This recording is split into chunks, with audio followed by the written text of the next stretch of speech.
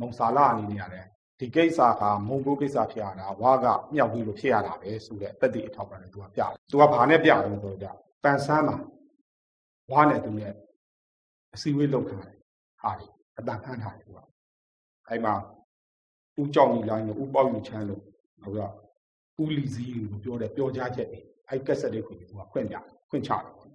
တဲ့ဟာမျိုးသူကလောက်ခဲ့တာရှိပါတယ်နောက်ပိုင်းမှာဝါတပ်ဖွဲ့တွေက1995မှာတက်ကလည်းဝင်ရောက်လာတယ်ဝါကနေပြောကြပြန်ရုပ်တာကျွန်တော်တို့ရှိခဲ့ပါတယ်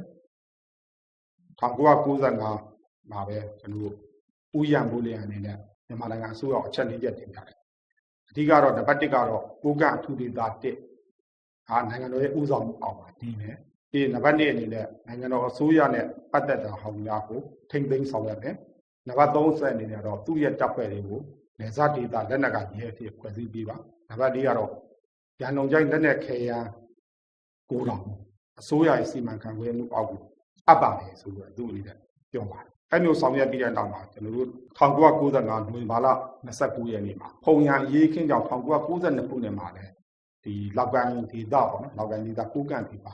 ဒေသခံပြည်သူတွေကတော်တော်ညှဉ်းလာတယ်1995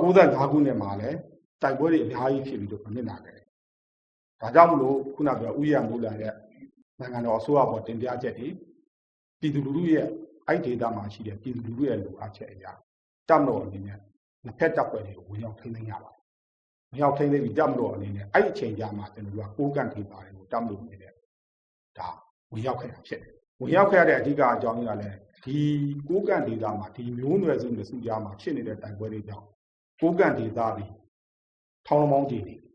ဒါကြောင့်မလို့ကျွန်တော်တို့အနေနဲ့ဝင်ရောက်ခြင်းဖြစ်တယ်။1995နိုဝင်ဘာလ29ရက်နေ့မှာကျွန်တော်တို့အနေနဲ့အုပ်ချုပ်ရေးအဖွဲ့တွေဖွဲ့စည်းကြပါတယ်။လောက်ကိုင်းခရိုင်စီယုံနဲ့အုပ်ချုပ်ရေးကော်မတီဆိုပြီးလောက်ကိုင်းကုန်းချမ်းချင်းရွှေဟော်တို့မှာကျွန်တော်တို့ဖွဲ့စည်းရတယ်။ဖွဲ့စည်းပြီးတော့ဆောင်ရွက်ခဲ့ရပါတယ်။1995ဒီဇင်ဘာလ4ရက်နေ့မှာတော့အဲ့တုန်းကကျွန်တော်တို့နိုင်ငံတော်အေဂျင့်တိုင်းနဲ့ဖွံ့ဖြိုးရေးကောင်စီအတွင်းမှု1ဒုတိယဗိုလ်ချုပ်ကြီးခင်ညွန့်အနေနဲ့လာရှိုးရွှေလီရိပ်သာမှာခုနပြောတဲ့ကိုကန့်ဒေသမှာရှိတဲ့ခေါင်းဆောင်အဲ့ဒီမှာလက်ရှိခေါင်းဆောင်တို့ပုံကြားရှင်ပုံအဖွဲ့ရံမိုးလျံရံဖက်ပြီးရင်ဟိုဘက်မှာရှိတဲ့ကျွန်တော်တို့မုံကိုအရေးကင်းဖြစ်တဲ့ကောင်ကခေါင်းဆောင်ဖြစ်တဲ့မုံစာလအဲ့ဒီလိုကျွန်တော်တို့ခေါ်တွေ့ပါတယ်ဒီဇင်ဘာလ4ရက်နေ့မှာခေါ်တွေ့တယ်ဒီဇင်ဘာလ9ရက်နေ့မှာခေါ်တွေ့တယ်ခေါ်တွေ့ပြီးတော့ဒါနောက်ထပ်ပြိပက္ခတွေဖြစ်ပွားဖို့အတွက်နေပြီးဖွဲ့ခဲ့ပုံကြားချင်းအဖွဲ့ကိုလောက်ကိုင်းနဲ့ချင်းရွှေတော်ဒေသရံမိုးလျံအဖွဲ့ကိုပုံချမ်းဒေသမုံစာလအဖွဲ့ကိုမုံကိုနဲ့တန်ငယ်နောက်ချမ်းဒေသကိုနေပြီးခွဲပြီးလိုက်တဲ့အခါမှာဒါပြိပက္ခတွေထိုက်တန်တော့ငြိမ်းချမ်းသွားတယ်အဲ့လိုမျိုးနေပြီးခွဲပြီးတဲ့အခါမှာ1991 90ခုညာရေးခင်းတော့ကထွက်ပြေးသွားတဲ့ခုံကြားရှင်ကပြန်ပြီးအာဏာရအဲ့ချိန်မှာခုံကြားရှင်အနေနဲ့ကိုကန့်ဦးစီးအဖွဲ့ပေါ့ဒီအဖွဲ့ကိုဖွဲ့17ဦးနဲ့ဖွဲ့သွားကြတာတွေ့ပါတယ်ခုနပြောတဲ့ခုံကြားရှင်အဖွဲ့ကလူတွေဖုံဖွဲ့ရလူတွေရန်ဖွဲ့ရလူတွေပါပါတယ်အများစုကတော့ကျွန်တော်တို့ဖုံဖွဲ့ရလူတွေပဲတာအဲ့မှာခုံကြားရှင်ကဥက္ကဋ္ဌဒုတိယဥက္ကဋ္ဌက9ယောက်လောက်ရှိပါတယ်ခုံကြားဖူးဒုတိယဥက္ကဋ္ဌပယ်ဆောက်ချိန်ဒုတိယဥက္ကဋ္ဌဒါတော့ရန်ဖွဲ့ရဖြစ်တယ်ဖုံတာရွှင်ဒုတိယဥက္ကဋ္ဌဒါကတော့ခု2023ခုနှစ်ပြိပက္ခကိုဒါစတင်ခဲ့တဲ့ဒါဖုံကြားရှင်ရဲ့သားဖြစ်ပါဖုံတာရှင်ကအဲ့ကလေးဒုတိယဥက္ကဋ္ဌလုပ်ကြတာဖြစ်တယ်အဲ့ဒီမှာထူးခြားတဲ့တစ်ခုကတော့စစ်ဦးစီးအဖွဲ့မှာခုနကပြောရန်အုပ်စုကလူတွေပဲတွေ့ရပါတယ်ရန်လျှောက်ရင်တို့စစ်စမ်းတို့ရန်ကွမ်ဖူးတို့ဒီအဖွဲ့တွေပဲတွေ့ရပါတယ်ဒါလည်းပြီးတဲ့နောက်မှာဖုံကြားရှင်အနေနဲ့ကိုကန့်ဒေသမှာပြန်ပြီးတော့ကျွန်တော်တို့ဒါအာဏာရရှိလာခဲ့တယ်အာဏာရရှိလာခဲ့ပြီး2000ပြည့်နှစ်မှာထပ်ပြီးတော့ဒီကိုကန့်ဒေသရဲ့ပြီးတော့မုံဘူးဒေသမှာထပ်ပြီးတော့ကျွန်တော်တို့ပြိပက္ခထပ်ဖြစ်တယ်အဲ့တော့2000ပြည့်နှစ်အောက်တိုဘာလ24ရက်နေ့မှာဒီမုံဘူးဒေသမှာမုံစာလာစစ်ဦးချုပ်ဖြစ်တယ်ဒီနေမင်းကဒုတိယစစ်ဦးချုပ်ဖြစ်တယ်အဲ့ဒီအချိန်မှာအချင်းချင်းသူတို့အာဏာလုကြတယ်ဒီနေမင်းကစတိုက်တာပေါ့တပ်မတော်အနေနဲ့လည်းဝင်ရောက်ထိန်းသိမ်းခဲ့တာရှိတယ်နောက်ပိုင်းမှာဒါနှစ်ဖက်အဖွဲ့တွေသူတို့နယ်မြေတွေစောက်ခွာပြီးတော့ပြန်သွားတာလို့ဒါရှိခဲ့ပါတယ်ခုနပြောတဲ့ဒါ95ပြီးတော့ကျွန်တော်တို့ဒါနယ်မြေတွေကြတွေခွဲပြီးအုပ်ချုပ်ခဲ့ပြီးတဲ့နောက်ပိုင်းမှာပုံကြားရှင်အနေနဲ့အာဏာရလာပြီး တကယ်တော့အဲ့ဒီအဖွဲ့ထဲမှာတော့တကယ်အာဏာရှိဆုံးလူကသူနဲ့သူ့သားပဲဖြစ်တယ်အာဏာရေးနဲ့စစ်ရေးဌာနတွေကိုသူ့သားဖြစ်တဲ့ဖုန်တာရှင်ကပဲဦးစီးတာဖြစ်တယ်သူတို့ဖွဲ့ထားတဲ့ဘုံကော်မတီမှာသူတို့ဖုံဖွဲ့ရဟန်းဖွဲ့တော့ပါတယ်သို့တော့ဘုံကော်မတီနဲ့လုံးဝမတိုင်ဘူးစစ်ရေးကိစ္စကိုသူ့ဘက်တော့ဆုံးဖြတ်နေလောက်တာရှိတယ်2008 2009မှာအဲ့ဒီဒေသမှာလက်နဲ့ခရမ်းကိစ္စနဲ့မူရေးစီမံပြဿနာတွေဆက်တက်တယ်2008ခုနှစ်ဒီဇင်ဘာလ29ရက်နေ့မှာလောက်ကိုင်းတုံးချိန်ကျွန်တော်တို့ M32 တနက်လက်တရာနီးပါးလောက်ကျွန်တော်တို့မိတယ်ပြီးရင်ကျွန်တော်တို့တစ်ဖက်နိုင်ငံပေါ့တစ်ဖက်နိုင်ငံနဲ့ဒါအဲ့ဒီဇူလိုင်လ19ရက်နေ့ကျွန်တော်တို့ဝန်ကြီးအဆင့်စီဝေးလုပ်ပါတယ်စီဝေးလုပ်တဲ့အခါမှာကျွန်တော်တို့တစ်ဖက်နိုင်ငံရဲ့တည်င်းဖို့မြန်မာနိုင်ငံထဲမှာရှိတဲ့တည်င်းပေါ်ထုတ်တဲ့တရားရန်လုံကျိုင်းဒေသမှာလက်နက်စိတ်ရုံဒါတီထောင်နေတယ်တစ်ဖက်နိုင်ငံတွေလည်းဒီရန်လုံကျိုင်းဒေသမှာလက်နက်စိတ်ရုံတီထောင်နေတဲ့တည်င်းကိုပြီးတယ်ဒီဘက်ကလည်းရအဲ့စိတ်ရုံကိုကျွန်တော်တို့တွားပြီးတော့ကြာစစ်ဆေးဖို့အတွက်ရှေ့မြောက်တိုင်းစစ်ဌာနချုပ်တိုင်းကဩဂုတ်လ9ရက်နေ့ကနေ17ရက်နေ့အထိကျွန်တော်တို့တွားရောက်ခဲ့တယ်ဒါပေမဲ့ဒါဥပုံကြားရှင်နဲ့တွေ့ကြတာမရှိဘူးဒီမှာကျွန်တော်တို့အနေနဲ့ဒီလက်နက်စိတ်ရုံနဲ့ပတ်သက်လို့ကြာဒါနိုင်ငံတော်အစိုးရအနေနဲ့အရေးယူဆောင်ရွက်ရမယ်လို့ပြောတဲ့အခါမှာဒီလောက်ကိုင်းဒေသတစ်ခုလုံးကိုပေါ့နော်ဒီပုံကြားရှင်တပ်ဖွဲ့တွေအနေနဲ့လောက်ကိုင်းဒေသတစ်ခုလုံးကိုဒီအစိုးရတပ်ဖွဲ့တွေကိုပြန်လည်တိုက်ခိုက်တော့မယ်ဒါမတည်မငြိမ်ဖြစ်တော့မယ်ဆိုလို့ကြာလောက်ကိုင်းဒေသမှာရိုးရိုးနဲ့ကျွန်တော်တို့တစ်ဖက်နိုင်ငံတွေကိုထွက်ပြေးရတာမျိုးတွေရှိခဲ့ပြီးတော့ဩဂုတ်လ25ရက်နေ့မှာသူ့အနေနဲ့ပေါ့နော်ရခင်တုန်းကလည်းဒီပထမပုံရရေးခင်းမှာလည်းဒီဒေသမှာသူအာဏာရနေတဲ့အချိန်မှာစီယုံမှုကောင်းတာမလုပ်ခဲ့ဘူးအောက်ခြေတပ်သားတွေကိုစီယုံမှုလည်းမရှိခဲ့ဘူးဒါအပြင်သူ့အနေနဲ့ဒေသခံပြည်သူလူထုနဲ့ပတ်သက်ပြီးတော့ထောက်ခံအားနည်းခဲ့တယ်ဒေသခံပြည်သူလူထုနဲ့ပတ်သက်ပြီးနှိပ်စက်မှုတွေများခဲ့တဲ့အတွက်ဒီအာဏာစွန့်လုပ်ပြီးပြန်သွားတယ်1990လောက်မှာပြန်ရတယ်95မှာပြန်ရတဲ့အခါမှာလည်း2008 2009လောက်မှာဒီလိုပဲလောက်ကိုင်းဒေသအနေနဲ့ထူးခြားတဲ့တိုးတက်မှုတစ်ခုမှမရှိခဲ့တဲ့အခါမှာသူ့အနေနဲ့လည်းထောက်ခံမှုမရရှိခဲ့ဘူးဩဂုတ်လ25ရက်နေ့မှာထပ်ပြီးတော့အဲ့ဒီဒေသကိုသူထပ်ပြီးရတယ်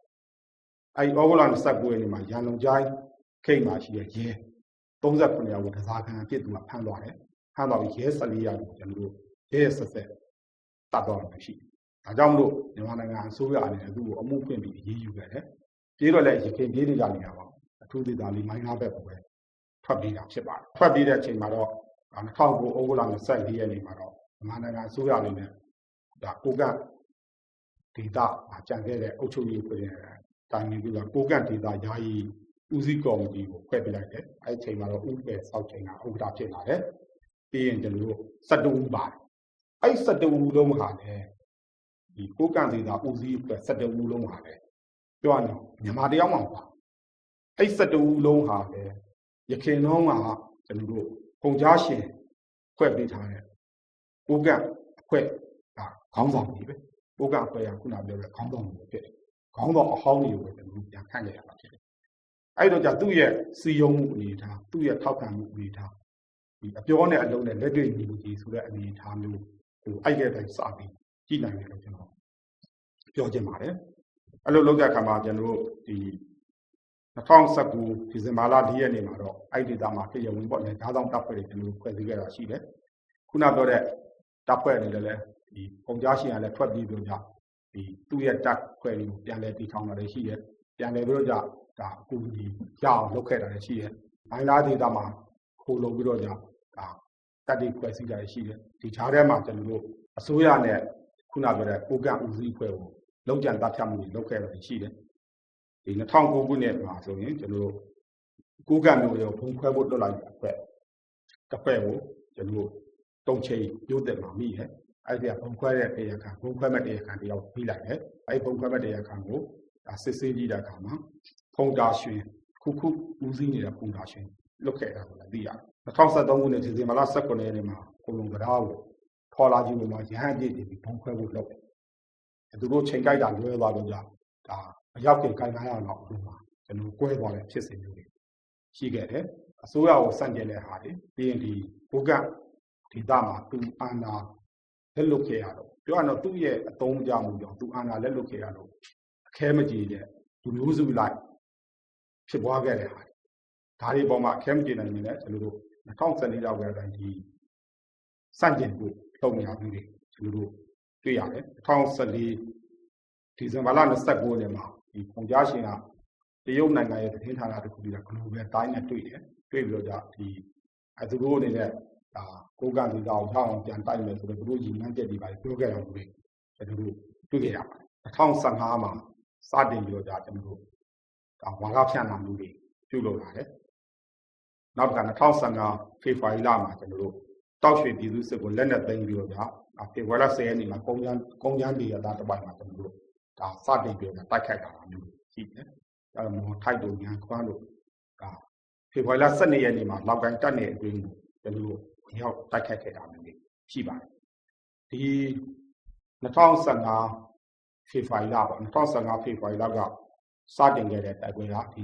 2015မေလထဲမှာကျွန်တော်ပြီးပါတယ်မေလထဲမှာကျွန်တော်ရှင်ခုတ်ထံစီကော်လန်ဒေသကုန်းမြင့်ဒေသကိုတပ်မတော်ကသိမ်းပိုက်ပြီးတဲ့နောက်မှာဒီတိုက်ပွဲတွေပြီးသွားတာမျိုးတွေ့ရပါတယ်ဒီ2015ဖြစ်စဉ်မှာလည်းဒီနေ့ဖြစ်နေလို့ပါပဲကျွန်တော်လန်ဒနာတွေချိုးခဲ့တာတွေလမ်းမဆက်သွယ်မှုပြတ်တောင်လုပ်ခဲ့တာတွေဒီလိုလုပ်ခဲ့တဲ့အတွက်ကြောင့်မလို့ဒီဒေသရဲ့ဖွံ့ဖြိုးတိုးတက်မှုအများကြီးထိခိုက်ခဲ့ရတယ်လို့ဒီကိုကန့်ဒေသမှာ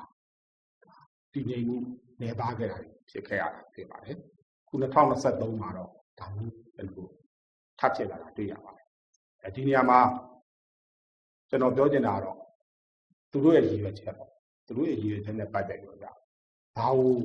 အဓိကထားပြီးအကြောင်းပြတယ်ဆိုနံပါတ်1ကဘယ်လိုတရုတ်နဲ့မြန်မာနယ်စပ်မှာဖြစ်နေတဲ့ online လောင်းကစားမှုကိုအကြောင်းပြတော့ online လောင်းကစားမှုနှိမ်နင်းဖို့ဆိုတဲ့ဟာမျိုးအကြောင်းပြပါတယ်ဒါနဲ့ပတ်သက်ပြီးပြောချင်တာကဒီ